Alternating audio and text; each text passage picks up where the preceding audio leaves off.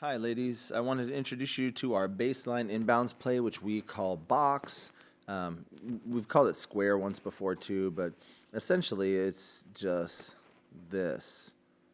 Three about there, four is out of bounds. Okay, these positions are just a little bit off, but they're going to work for us. Notice that we have the FIBA court from like 2016 when it was a trapezoid. It's back to being a big rectangle now, so kind of ignore that. But box is a nice setup because it allows us to quickly get into position. If somebody's in the wrong spot, you can kind of tell and you can fix it, which allows us to run this play at some decent consistency.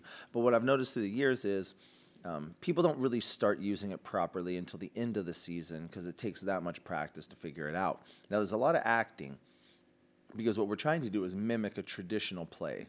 So, a more traditional play, this is not what we're doing, but I just want to show it to you. A more traditional play would be to screen across and let 1 and 2 act like the biggest deal basketball's ever seen. And they run across screaming, ball, ball, ball, ball, ball. And 4's got to be hyperactively faking to get the ball to 1 and 2, pretending with some overhead fakes to 2 and some low fake bounce passes to 1. They never really throw it.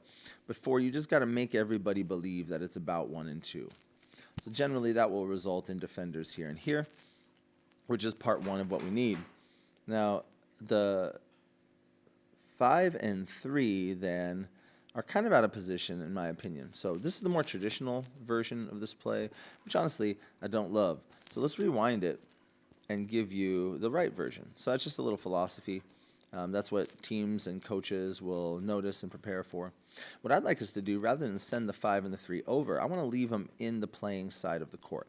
I want them to be in this region so they can still score the ball. Being over here makes them almost worthless. So let's leave them about here.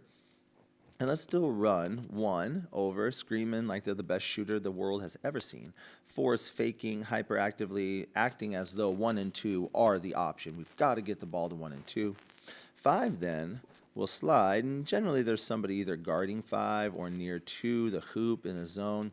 And 5's just going to pin and seal. They're probably going to come forward and put a forearm on 3's chest, and then 5 will spin around and sit down. So when 5 does that, 5 creates a great shadow. 3 at this point does have a defender. Now, if they're in zone, probably number 2 was the defender. And number 2 left if all the acting by 4, 1, and 2 was good acting. However, let's pretend that in this 2-3 zone that their number 4 came over to defend our 3. 3, your acting is to look like the most garbage player we have. You have to look depressed, sad about your life. Nobody likes me. I never get to shoot. You need to look like Eeyore, if you remember Eeyore from Winnie the Pooh. And the timing is when 5 slides over. Oops, let me get that out of there. Sorry. Actually, I'll put that in. This person tends to be a variety of places. They'll probably be on 4. When 5 slides over, and stop with that. Gosh. When 5 slides over and sits on 3, then 3 comes out of their acting of woe is me, and then they come flashing in. Now, there's 2 things 3 is doing.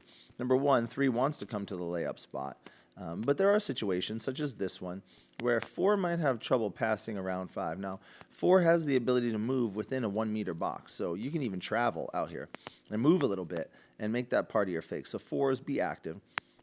Try to create a bounce pass. In most cases here, I would want to fake high and pass low, bounce it off the floor, and have it come up to about chest or stomach height to 3, and then that's it. 3 shoots in the shadow of 5.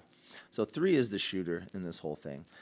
If they need to kind of present themselves to a better angle, you can see here 3 is a little bit easier to pass to by 4 in this situation. And that's not as good of a shot, but if 5 does their job, there may be a time for 1 dribble and a layup off the backboard.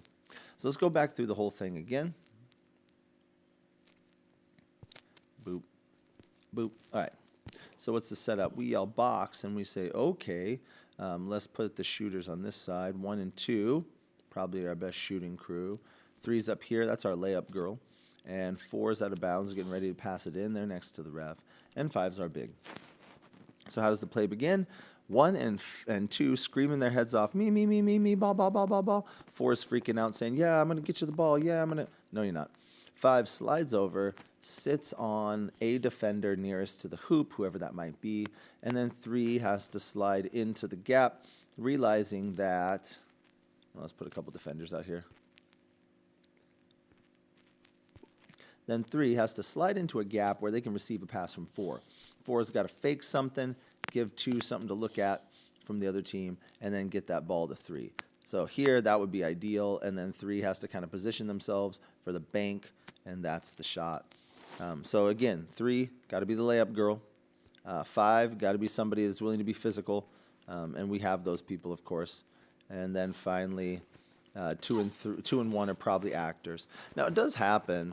I'll reset again. It does sometimes happen that 1 and 2 end up being the best option. So sometimes you come across, and we've already run this play twice, and they know. So in that case, 4 can pass to 1, and 1 can swing to 2, and we can continue playing on the other side of the court would be really good.